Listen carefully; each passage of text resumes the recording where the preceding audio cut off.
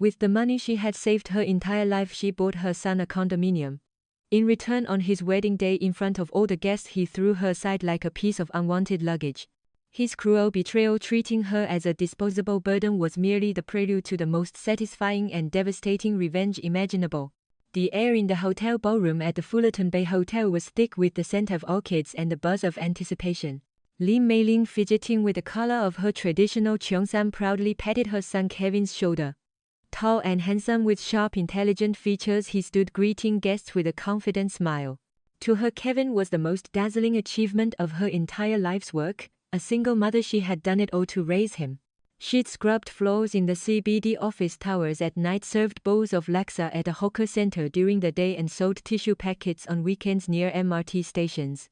With every hard-earned dollar worn soft and faded until the face of Yusuf Ishak was barely visible, she had sent him to university, helped him land a respectable job in finance, and finally today had given him the down payment for a $1.5 million condominium in Bishan as his marital home. It was her entire life savings, her very reason for being. Guests would praise her, their voices tinged with envy. "Auntie, you raised your son so well." Mei-ling would bow her head, a smile creasing the corners of her tired eyes. Yes, she would think my life was not lived in vain. Her only remaining wish was to see her son live happily in that home with his beautiful wife. Slipping away from the bustling reception, Mei-ling made her way to the bridal suite. Her daughter-in-law to be Cheryl. From the moment Kevin introduced them, Mei-ling had been charmed by her cheerful and affectionate nature. Though Cheryl came from a modest family and brought no dowry, Mei-ling didn't care. As long as she loved Kevin, and they built a good life, that was all that mattered. How beautiful would she look in her white wedding gown? With a heart full of excitement, Mei-ling gently pushed open the door to the suite. Under the bright lights, Cheryl in a stunning gown was surrounded by her laughing bridesmaids. She was so lovely that a motherly smile bloomed on Mei-ling's face as she stepped inside. "Ah girl, our bride is so beautiful." At the sound of her voice, all eyes turned to her. Cheryl paused for a moment, then smiled brightly and began to stand. But in that instant, a rough hand seized Mei-ling's wrist from behind. Before she could even turn, her body was yanked backwards. "Ma, what are you doing here?" The voice was undeniably Kevin's, but it was laced with a sharp edge of irritation and contempt. Mei-ling lost her balance and fell backward onto the floor with a heavy thud. A sharp, searing pain shot through her hip and lower back. But more painful than the fall was the cold look in her son's eyes. He made no move to help her up. Instead, he stared down at her as if she were a piece of trash on the street. The air in the bridal suite froze. Cheryl's friends covered their mouths in shock. Cheryl herself looked flustered, but she said nothing, did nothing. She only watched Kevin, gauging his reaction. "So many people are watching. Why must you be so embarrassing? And look at what you're wearing. Can you please just stay put and not move around?" Kevin's voice was ice cold, a stark contrast to the polite young man who had been greeting guests moments before. Mei-ling looked down at the traditional silk cheongsam she had specially tailored for this day. It wasn't a designer brand, but it was the most elegant and dignified piece of clothing she owned. And he called it embarrassing. The cold from the marble floor seeped into her bones, her wrist throbbed, already beginning to bruise from his harsh grip. This was no accident. It was a deliberate act. In front of all these people, her son had cast her aside. The mother who raised him, who gave him everything she had, who bought him his home, he was now treating her as a shameful nuisance and inconvenience to be hidden away. "Kevin." A pained whisper escaped her lips, but he didn't even hear it. He had already turned back to Cheryl, his voice instantly transforming into one of gentle concern as he smoothed her hair. "Sorry, darling. Did she startle you? My mom is just not used to these formal events." At those words, something inside Mei-ling snapped. The eyes of the in-laws, the bridesmaids, and the guests peeking in from the doorway were all fixed on her, their gazes a mixture of pity and scorn. Her cheeks burned as if they were on fire. Shame, a profound, soul-crushing humiliation she had never felt in her entire life, pierced through her. She doesn't remember how she got back on her feet. Someone might have helped her. In a daze, she returned to her seat in the ballroom.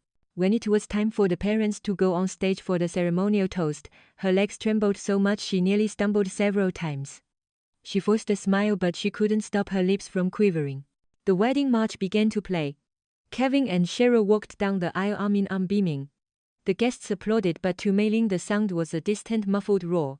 The image of her son's happy face and his bride's radiant smile blurred with the memory of his cold, disdainful eyes looking down on her just moments before churning her insides.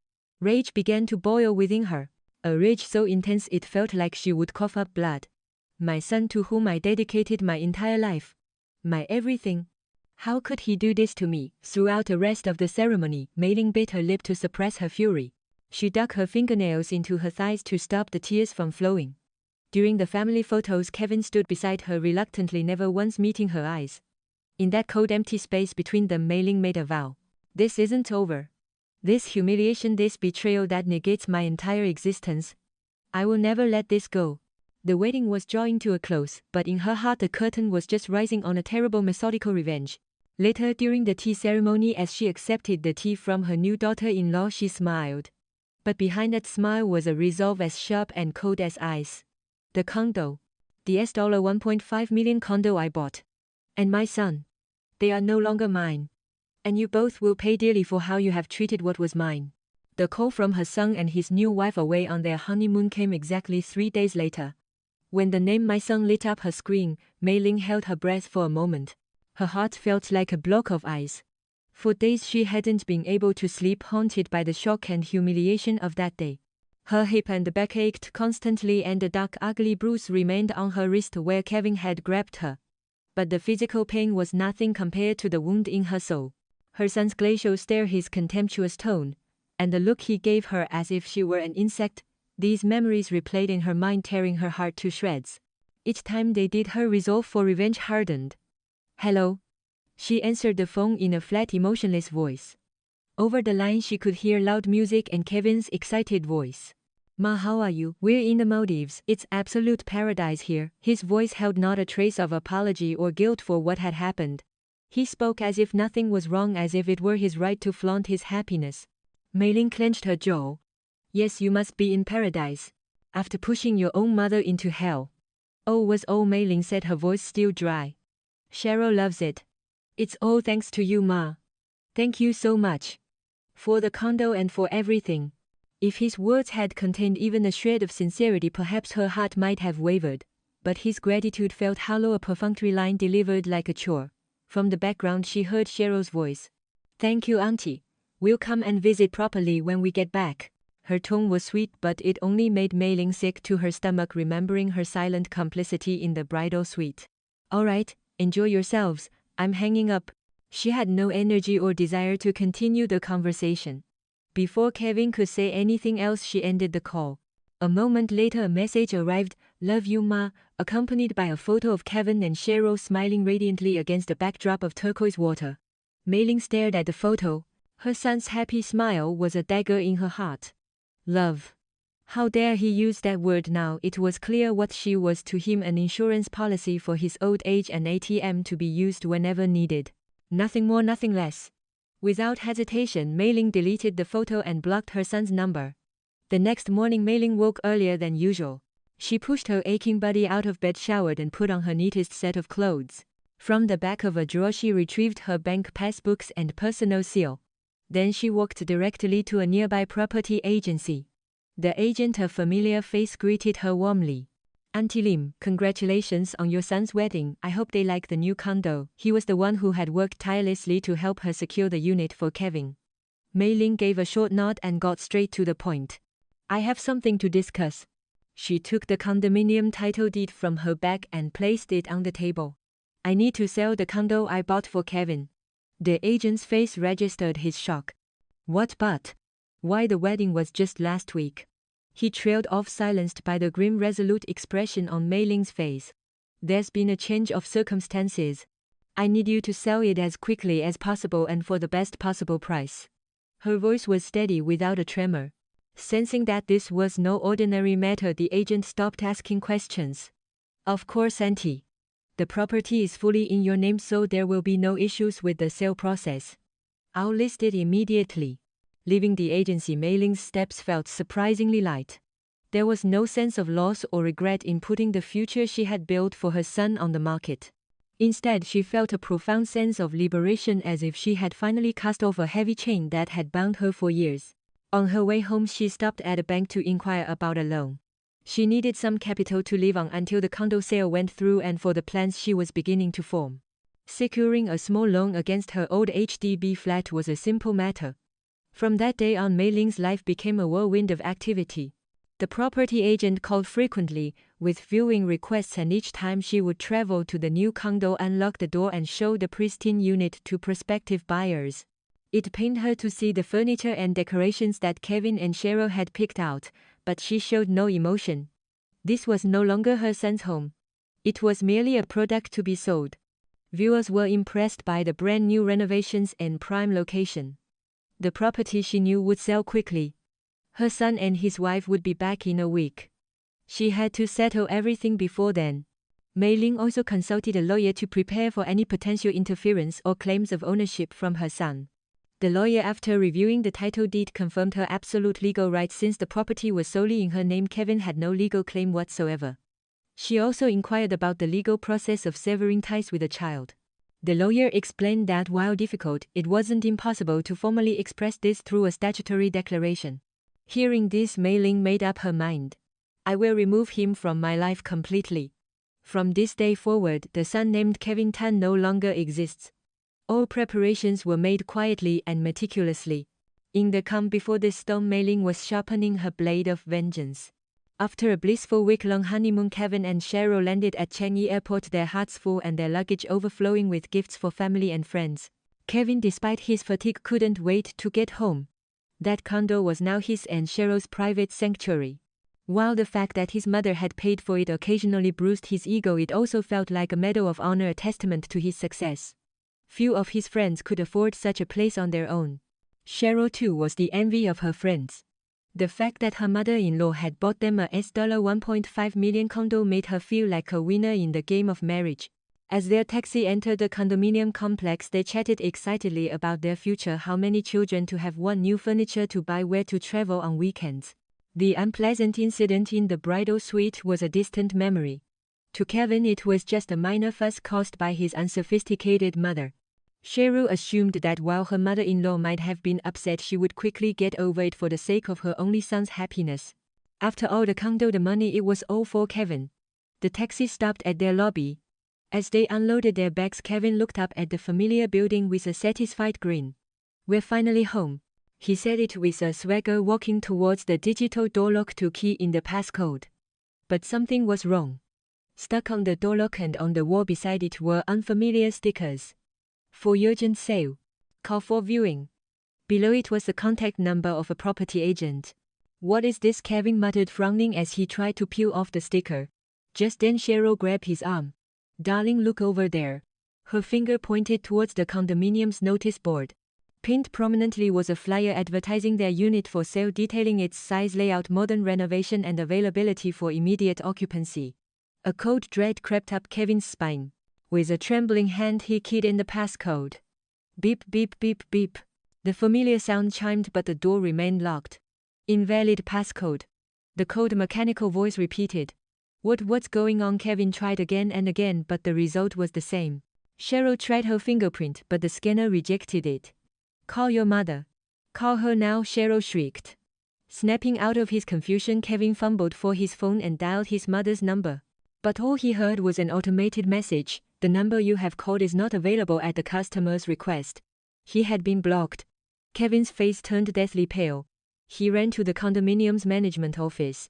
He explained the situation, but the manager could only repeat that the homeowner, Miss Lim Mei Ling, had requested the passcode change and had listed the property for sale. There was nothing they could do. Kevin and Cheryl slumped down in front of their locked door, utterly defeated. Their mountain of honeymoon luggage seemed to mark their pathetic situation. What is happening? Why would your mother suddenly do this? Cheryl sobbed. Kevin couldn't answer. His mind was a blank canvas of shock. Could it be because of what happened at the wedding? No, that's impossible. She wouldn't sell the home she bought with her life savings over something so trivial. Not without saying a single word to me, her son. He simply could not comprehend his mother's actions.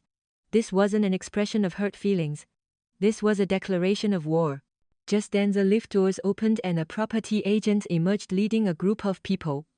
They glanced curiously at Kevin and Cheryl before the agent confidently keyed in a new passcode and ushered them inside. As you can see, the unit is practically brand new. A newlywed couple lived here for just a short while, so it's immaculate. The agent's voice drifted out from the closing door. The space they had believed to be their sanctuary was now a showroom being judged and evaluated by strangers. Kevin clenched his fists, his face burning with a mixture of rage and humiliation. He abandoned their luggage and raced to his mother's old HDB flat in Ang Mo Kio. Cheryl, fuming, hurried after him. He pounded on the wooden door of the old flat, screaming, "Ma, open the door. What is the meaning of this? Come out and explain yourself." But from inside there was only silence. After hammering on the door for what felt like an eternity, Kevin finally collapsed in defeat. It was only then that he understood. His mother was serious. This wasn't a temporary tantrum. She had decided to abandon him, to take back everything she had ever given him. His dream of a perfect newlywed life had shattered into a million pieces in just 1 week. All that was left was a cold corridor, a harsh reality, and a sickening wave of belated regret and terror. The old wooden door of the HDB flat felt like the gate of an impenetrable fortress. Kevin pounded and screamed until his knuckles were raw, but the only response was a cold, unyielding silence. Inside, Mei Ling was watching. On the intercom screen, she saw her son's face twisted with rage and confusion. She saw her daughter-in-law fuming beside him. She didn't need to hear their words to know what they were screaming. "Why are you doing this? How could you do this to us? Give us back the condo." A torrent of accusations and demands. Mei Ling turned off the intercom. She didn't want to hear their voices anymore. She sank deep into her old sofa and closed her eyes. Even with her ears covered, she could faintly hear her son's desperate shouts. A part of her heart ached. No matter how steely her resolve, it wasn't easy to turn a cold shoulder to the child she had born and raised. But she shook her head. She could not afford to be weak. The person outside that door was no longer her son. He was a stranger who had plunged a knife into his own mother's heart without an ounce of remorse. The commotion continued until a neighbor, fed up with the noise, called the police. Kevin and Cheryl were given a stern warning and forced to leave. With nowhere else to go, they ended up checking into a cheap hotel in Geylang. In the cramped, musty room, Cheryl's pent-up fury finally exploded. "This is all your fault. Why did you have to treat your mother like that at the wedding? You lost us a $1.5 million condo over nothing. Are you out of your mind?" Cheryl's accusations were sharp daggers piercing Kevin's already wounded pride. "My fault? What did you do? You just stood there and watched. You could have stepped in, tried to placate her." Kevin shot back, his own anger flaring. They hurled blame at each other, their sweet honeymoon vows replaced by ugly, bitter recriminations.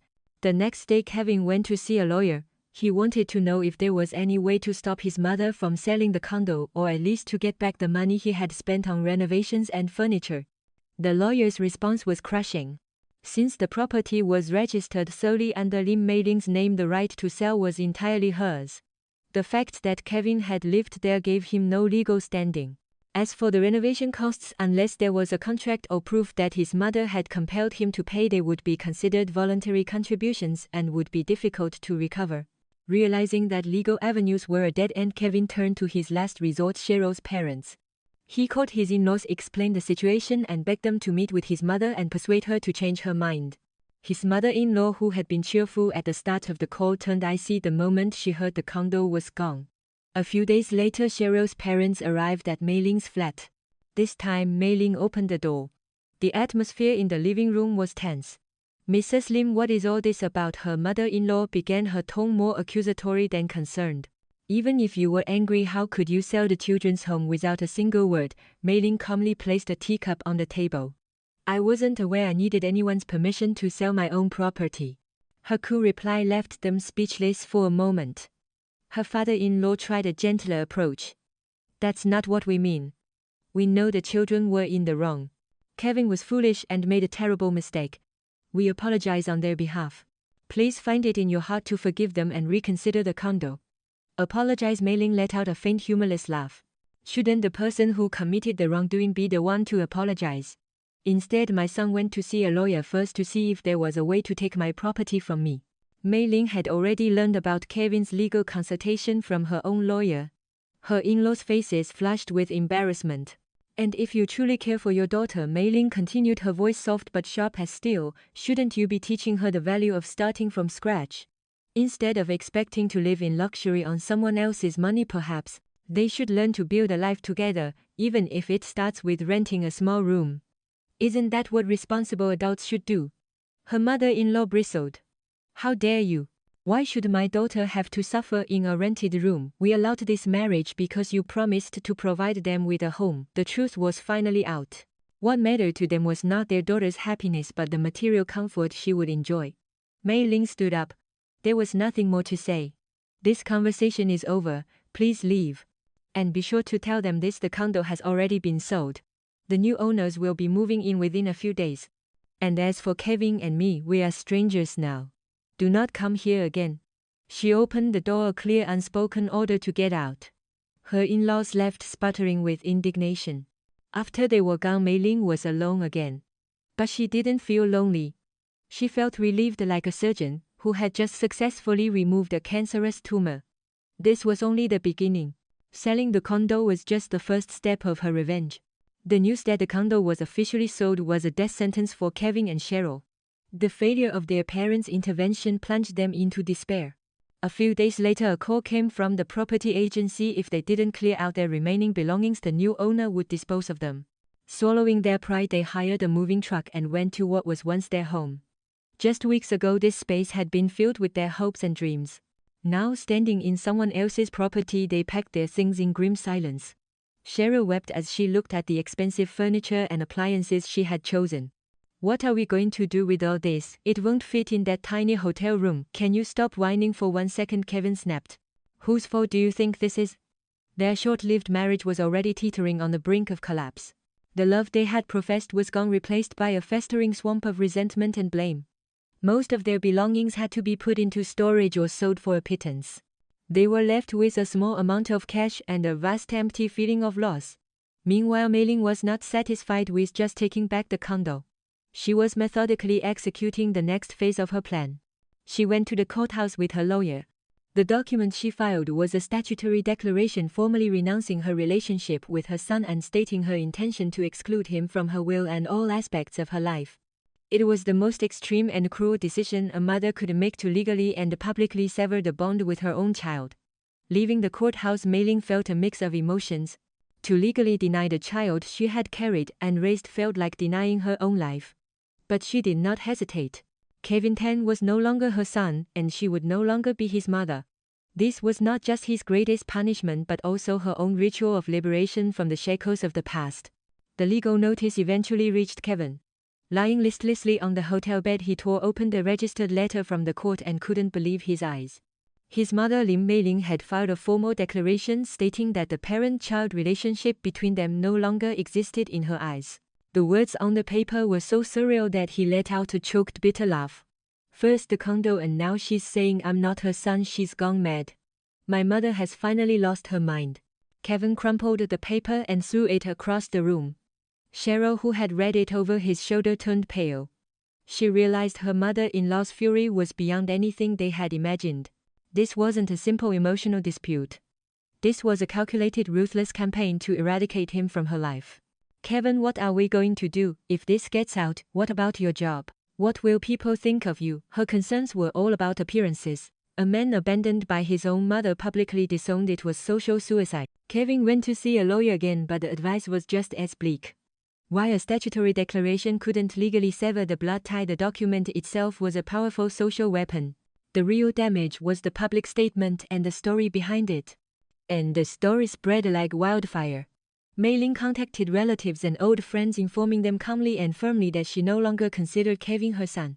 She asked them not to mention his name to her or contact her on his behalf. She didn't cry or plead for sympathy. She simply stated the facts. Her composed demeanor made the story all the more believable. People began to whisper, what could a son have possibly done for his doting single mother to turn on him so fiercely? The story of the incident in the bridal suite began to circulate, and Kevin was quickly branded a monster of filial impiety. The atmosphere at his office turned toxic. His bosses stopped assigning him important projects. His colleagues avoided him. The friends he used to have lunch with now conveniently found other tables. No one asked him directly, but their stares and whispers made him feel like a pariah. His work performance plummeted under the immense stress. Once a rising star, his career was now in free fall. Separately, Mei Ling was preparing another weapon. She began to meticulously document her life story, every sacrifice she had made for her son. Diaries from her days working at the hawker stall, medical records from a burn she got in a restaurant kitchen, copies of the savings account, passbooks she had emptied for his university tuition. This wasn't just a trip down memory lane. She was building an arsenal of truth, a painful and powerful testament to her son's ingratitude. She would make him understand that what he had taken from her wasn't just money and a condo but her entire life. Her revenge was just entering its second act. Kevin's life was spiraling out of control. His mother's declaration of disownment was a social death sentence. His companies, citing his poor performance and a negative office environment, politely but firmly asked him to resign. The contemptuous glares from his colleagues and the whispers behind his back became his daily reality. The situation at home was even worse. They had moved from the hotel to a tiny one-room rental flat which did little to appease Cheryl. She nagged him constantly. "My life is ruined because of your mother. All my friends live in beautiful condos and look at me." Her hysteria grew worse by the day. She was no longer the sweet, affectionate wife he had married, but a woman consumed by bitterness, blaming him for all her misfortunes. Then came the financial crisis.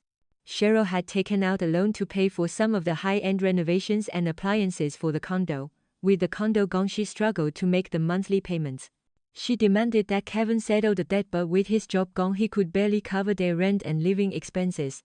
Their fights escalated into screaming matches filled with profanities. "It was for our house, so you should pay for it." "Pay with what? It's all because of you. If you had been a better son, none of this would have happened. And if you had been a better daughter-in-law when my mother fell, what did you do?" "Nothing." After one final vicious fight that dredged up all their ugliest feelings, Cheryl packed her bags and left for her parents' house. Her parting words were like a shard of glass in his heart. "Let's get a divorce. I can't live with a loser like you for another day.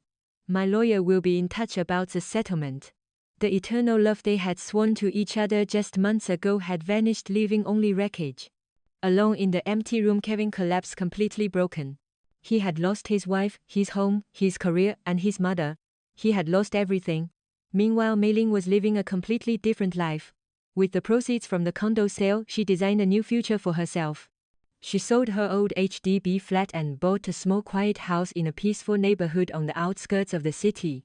With the remaining money, she fulfilled a lifelong dream. She opened a small private kitchen eatery. She didn't give it a fancy name, just a simple sign that read Mei-Ling's Kitchen. Drawing on her years of experience, she cooked with heart. Instead of artificial flavorings, she used fresh seasonal ingredients and traditional recipes. Her food wasn't flashy, but it was filled with a warmth that comforted her customers. At first, business was slow, but those who tried her food quickly became regulars. Word spread about the delicious, authentic home-style cooking, and her eatery began to flourish. The work was hard, but for the first time, Mei-Ling felt truly alive. It was a different kind of satisfaction from the years she had spent sacrificing for her son. She was no longer just Kevin's mother, she was living as herself, Lim Mei-Ling. She enjoyed meeting new people, chatting with her regulars, and sharing stories. The shadows that had long haunted her face began to disappear. She also found a strong supporter in her lawyer, a young woman named Sarah. Sarah deeply empathized with Mei-Ling's story and helped her not just with legal matters but also with the administrative and financial aspects of starting her business. She became like a daughter and a friend to Mei-Ling. One evening after closing the eatery, Mei-Ling and Sarah were sharing a meal. Sarah spoke cautiously. "Auntie, have you heard about Kevin? He was let go from his company. And I heard his wife is filing for divorce." Mei-Ling continued eating her rice, her expression unchanging. Sarah hesitated, then continued. "The statutory declaration has served its purpose socially. Legally, it won't stand up in court if he contests it based on a DNA test. Continuing this fight might just cause you more pain.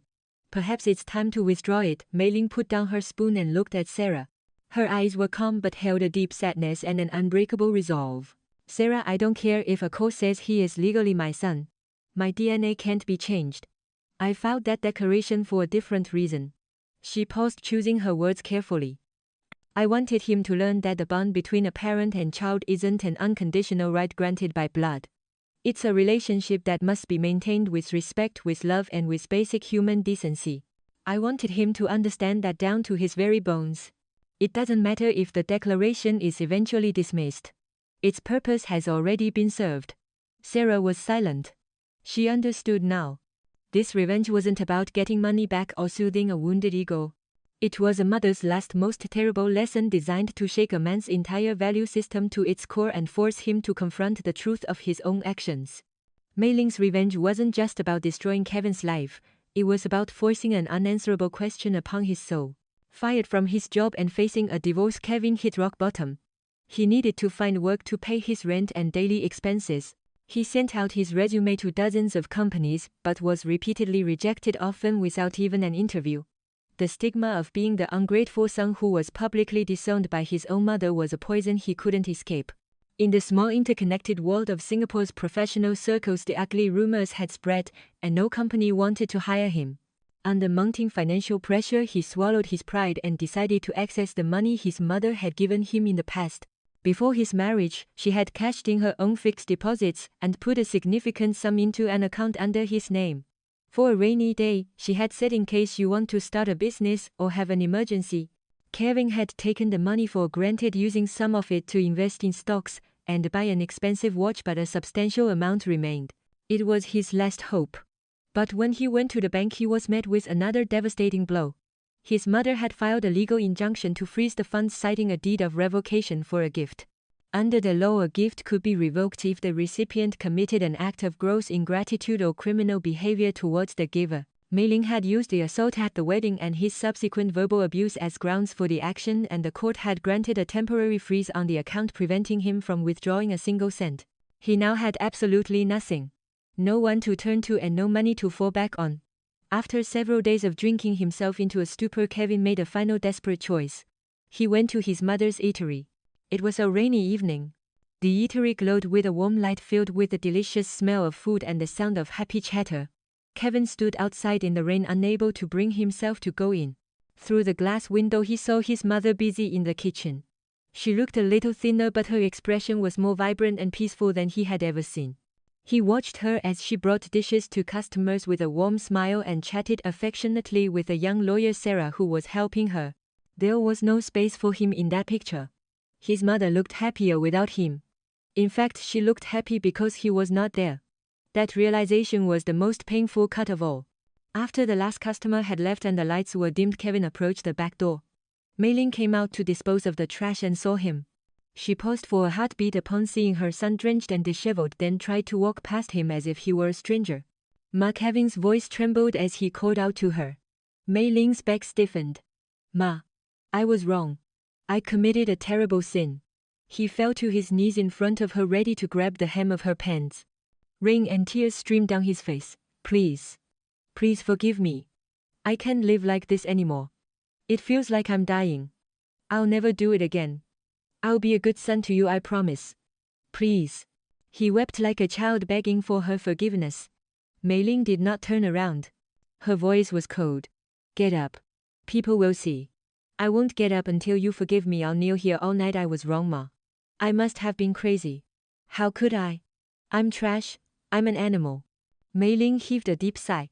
She slowly turned and looked down at her son sobbing on the wet pavement.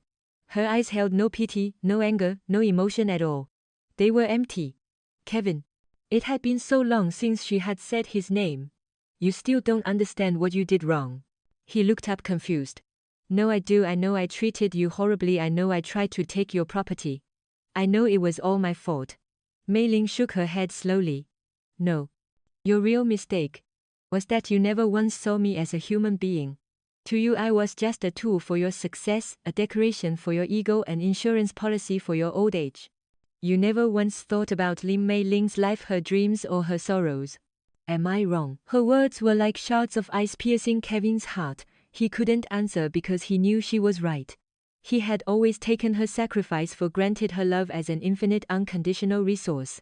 Why are you begging for forgiveness now? Is it because you truly repent, or is it because your life is in ruins and you have nowhere else to go? Her voice grew even colder. Your tears are not for me. They are tears of self-pity for your own pathetic situation. If I were still the mother who could give you condos and cash, you would not be kneeling here today. No, Ma, that's not true. Quiet. Mei Ling cut him off. I am no longer your mother. Just as I gave up on being your son, I have given up on being your mother. We are nothing to each other now. So don't ever come back here again. If you are truly sorry, then rebuild your life with your own two hands. That is the final act of mercy I will grant you. Mei Ling turned her back on him and walked away. As she entered the eatery, Kevin's agonized cries echoed in the rain. But she did not look back. The door closed and the warm light vanished from his sight. Left completely alone in the world, he stayed there in the pouring rain, sobbing his heart out. Was he crying for regret or for the despair of having his final lifeline cut? Perhaps it was both. Inside, Mei Ling locked the door and leaned against it, her hands trembling. She pressed a hand to her chest, trying to calm her racing heart. She could still hear her son's faint cries from outside. A hot lump rose in her throat. No matter how harsh her words, she was still a mother made of flesh and blood. It broke her heart to see her own child wailing in the rain. But she knew that if she gave in now, everything would be for nothing. The moment she took him back out of pity, she would revert to her old life, a shadow living for her son's success, her emotions dictated by his whims. After crying for a long time, Mei Ling wiped her tears and stood up. Sarah, who had been watching with a worried expression, handed her a cup of warm tea. "Are you all right, Auntie?" Mei Ling managed a faint smile and nodded. "I'm fine. I was prepared for this." She looked out the window. Kevin was gone. Only the rain continued to beat against the glass. It was truly over now. The next day, Mei Ling withdrew all the legal actions against her son. The statutory declaration, the injunction on his bank account, she cancelled them all. When Sarah asked her why, Mei Ling answered calmly, "There's no need to bind him with the law anymore. This was never about getting a few dollars back. Now all he has left is himself. Having to live with that burden for the rest of his life. That is his real punishment." She was right. Kevin was free from the legal chains, but he was now imprisoned in a far worse cage. The knowledge that he had been abandoned by his mother and that his own foolishness had cost him everything became a shadow that would follow him forever. He was able to access the money in his account, but he couldn't spend it with any joy. Every dollar he touched reminded him of his mother's sacrifice and his own betrayal, filling him with guilt. Kevin rented a small room in a shared HDB flat and started a new life. He took whatever work he could find, doing manual labor at construction sites by day and working as a private hire driver by night. Finding a respectable office job was impossible. The physical labor was exhausting, but he worked relentlessly. The moment he stopped, his mind would be flooded with a crushing wave of regret and self-loathing. Sometimes at night he would stand from a distance and look at the warm lights of his mother's eatery. But he never found the courage to approach it again. His mother's final words echoed in his ears. "Rebuild your life with your own two hands." It was both a curse and his only path forward. Time passed. The seasons changed several times. Mei Ling's eatery became even more successful, a beloved local institution. She started investing the money she earned in herself. She traveled overseas, something she had never done before, and even started taking painting classes. Freed from the enclosure of being just a mother, her life was finally being filled with her own colors. Her relationship with Sarah deepened into a cherished bond, supporting each other like family. Meanwhile, Kevin's ex-wife Cheryl quickly remarried. But her new marriage was also a disaster. The man she thought was wealthy turned out to be a fraudster deep in debt.